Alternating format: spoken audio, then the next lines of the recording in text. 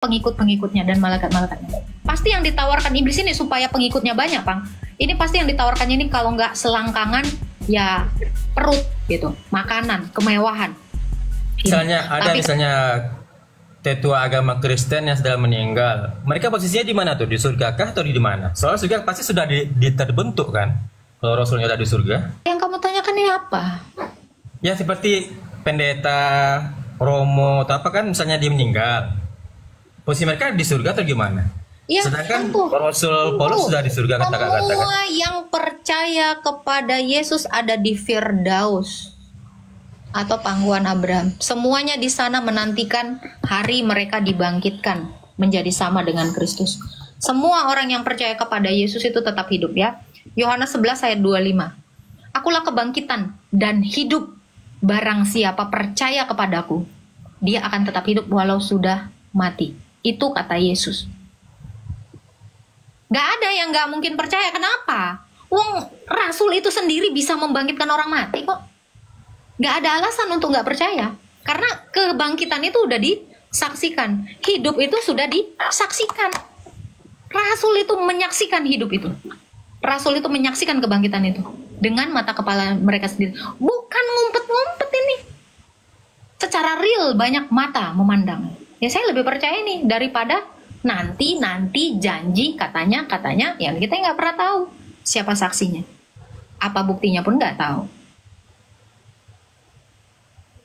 Jadi kalau di Kristennya yang neraka nggak ada ya?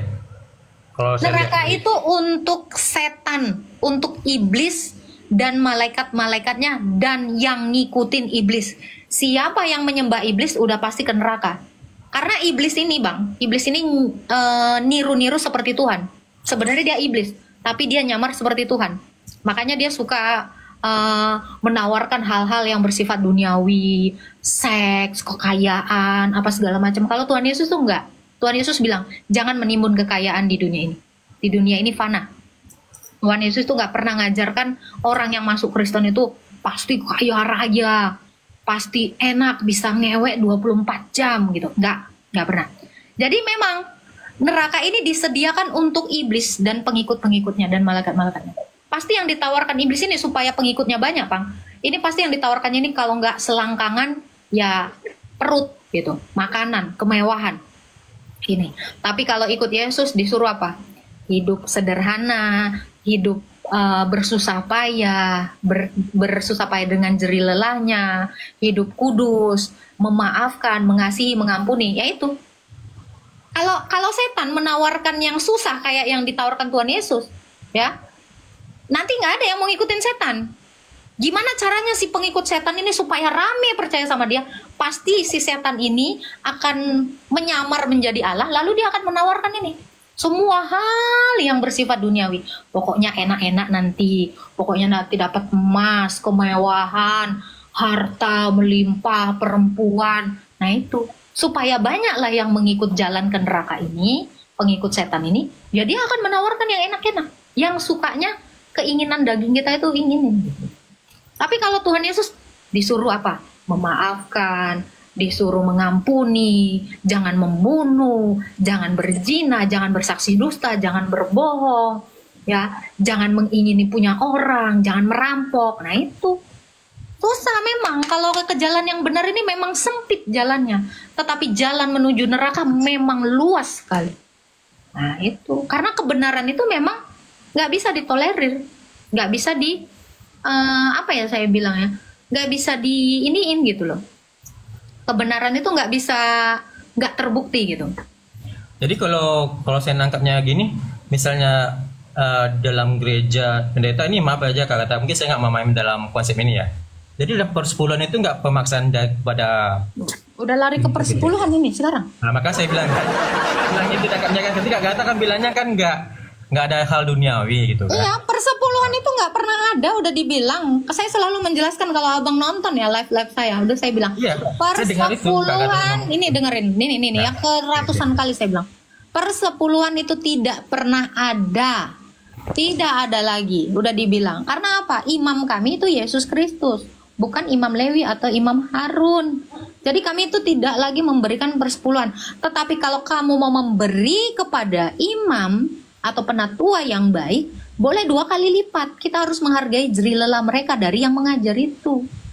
Berdasarkan kerelaan hati.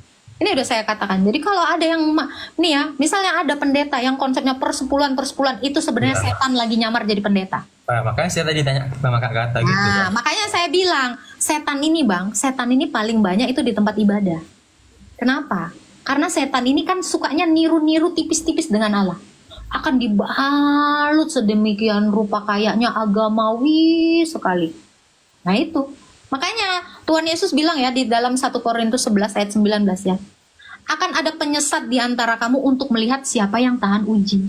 Kalau orangnya nggak tahan uji terhadap nafsu birahi, tidak tahan uji nengok uang, gelagapan nengok uang. Nah itu sudah pasti dia kalah dalam jiwanya untuk tidak mengikut setan. Dia kalah. Nah, tetapi kalau dia tetap taat, tidak tergiur oleh perempuan dan harta, itu dialah yang taat kepada Allah. Nah, rasul-rasul itu semuanya kayak gitu, taat. Makanya nggak ada yang gila perempuan, nggak ada yang gila harta. Kak Gata, boleh saya nanya satu? Mungkin saya nggak paham tentang ini ya. Dalam lingkungan wilayah saya juga sih, di gereja-gereja Kristen yang mayoritasnya orang kita Batak ya, maaf kalau saya salah ya, dikoreksi aja nggak apa-apa. Gini loh Kak Gata, dia kan bercerai kan, sudah cerai sama istrinya, terus nikah lagi dia. Terus dia setelah nikah. Pertanyaanmu random banget Bang. Ya memang, makanya saya bingung juga. Saya nanya sama Kak Gata, betul Kak yang Gata mana-mana lari. Iya, betul Kak Gata pinter udah saya kan saya tanya kan. Tapi katanya kan Kristennya yang hanya bisa memisahkan mereka itu hanya kematian kan. Terus mereka kawin cerai gini, terus mereka pas ibadah katanya berapa apa lagi tuh baru dia baru bisa masuk gereja, katanya apa penghapusan tahapan mah tiba istilahnya. Nggak tahu, saya nggak ngerti pertanyaanmu, belum paham saya. Mungkin Kak Gata mungkin nggak seperti orang Kristen Protestan atau gimana kali ya. Iya, pertanyaannya aku belum paham. Kamu mau ngomong apa? Oh gini nih, saya coba aja ya. Coba saya ringkas, mudah-mudahan saya bisa mengerti Kak Gata ya. Gini dalam konsep pernikahan Kristen kan, yang boleh memisahkan itu hanya kematian kan. Tapi ada juga sebagian yang cerai pisah gitu ya, bukan cerai mati ya. Ada di Alkitab ada, kalau ada orang ketahuan berzina boleh diceraikan. Ini konsepnya bukan berzina sih. Kebetulan si perempuan ini nggak punya anak. Yang mamanya yang laki-laki ini suruh anaknya nikah lagi, terus cerainya perempuan ini. Nggak tahu saya itu. Itu konsepnya gimana atau konsep apa? Disuruh bersabar kok sama Tuhan Yesus. Kalau ada yang seperti itu berarti dia tidak taat kepada Tuhan, kan gitu aja. Oh gitu. Oh, oke. Tapi itu kalau dalam pernikahannya pakai tetap nggak boleh poligami. Tetap nggak boleh poligami. Ya, ini loh, Kak Gata. Nggak punya anak. Contoh ya. Ini kenapa Alkitab ini menjadi pedoman kita juga. Contoh karena Sarah tidak sabar. Dia itu kan mandul. Karena dia tidak sabar, akhirnya apa? Dia ngasih budaknya. Akhirnya kan apa? Terjadi perseteruan antara nyonyanya Sarah dengan budaknya si Hagar ini kan. Nah, kenapa poligami itu tidak pernah dibenarkan oleh Tuhan? Ya karena kasus ini. Nggak pernah benar. Kalau orang poligami itu nggak pernah benar. Disuruh Tuhan Yesus itu bersabar. Kalaupun nggak ada, ya nikmati hidupmu. Karena apa? Hidup itu bukan untuk anak. Hidup itu untuk beribadah kepada Tuhan Yesus. Tujuan utama orang menikah itu supaya beribadah kepada Tuhan. Bukan anak melulu kayak di zaman Adam, disuruhnya kayak gitu. Ini bumi ini udah banyak banget, penuh dengan manusia. Jadi kalau ada orang Kristen, misalnya dia dalam kemandulan, ya dia harusnya bersabar. Bukan bercerai, bukan poligami, itu bukan solusi.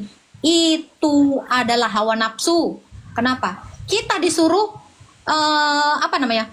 suruh daging kita ini taat sama Tuhan, bukan disuruh Tuhan nurutin daging kita. Sehingga apa? Dibolehin poligami, dibolehin cerai. Enggak boleh seperti itu. Kita harus mengikuti hukum Tuhan. Kenapa? Karena Tuhan udah pernah ngasih tahu bahwa poligami itu tidak ada yang benar. Daud demikian, hancur kerajaannya. Salomo apalagi, mampus, acak-acakan semua keturunannya. Ini dampak dari poligami itu tidak pernah mendatangkan kebenaran ataupun kebaikan. Makanya Tuhan tidak mengizinkan itu. Tapi kalau ada orang yang ngeyel seperti itu, ya terimalah konsekuensinya. Berantem, berdosa. Itu. Jadi saya nangkapnya gini Kak Gata tibanya ya. Kalau di gereja itu nggak ada akte cerai di gereja, nggak ada gitu ya? akte cerai kayak Muslim kan tuh kalau dia cerai Ada. Kalau bercerai itu boleh, tetapi sebelum proses keperceraian itu akan banyak sekali pertimbangan. Pasti akan disarankan apa? Memaafkan daripada cerai. Memaafkan itu lebih mudah daripada bercerai. Bercerai itu ribet. Nah, seperti itu. Jadi Oke, apakah oke. diizinkan? Diizinkan, tetapi melalui proses yang sangat sulit. Pasti ada pendekatan, disuruh bertarak dulu, pisah sementara, nanti balik lagi. Itu di Alkitab disuruh seperti itu. Jadi Oke. apakah di gereja diizinkan bercerai? Diizinkan. Itu pun sudah dengan tahap yang sangat alot sekali. Kalau bisa memaafkan untuk apa cerai? Kalau bisa menerima kondisi kita untuk apa cerai? Kalau nggak punya anak, lu tinggal legowo. Yang penting bisa beribadah bersama dengan suami, itu udah paling bahagia. Orang sekarang punya anak juga ribet kok. Banyak yang nggak mau ngurus, banyak yang terlantar, banyak yang nggak sanggup nyekolahin. Jadi anak itu bukan solusi. Solusinya adalah berdamai dengan diri sendiri. Itu yang selalu Tuhan Yesus perintahkan. Nah, itu ada jalan salah satunya adopsi. Mengambil anak angkat. Ngapain harus cari perempuan lain? Kalau emang niatnya mau mengurus anak, itu.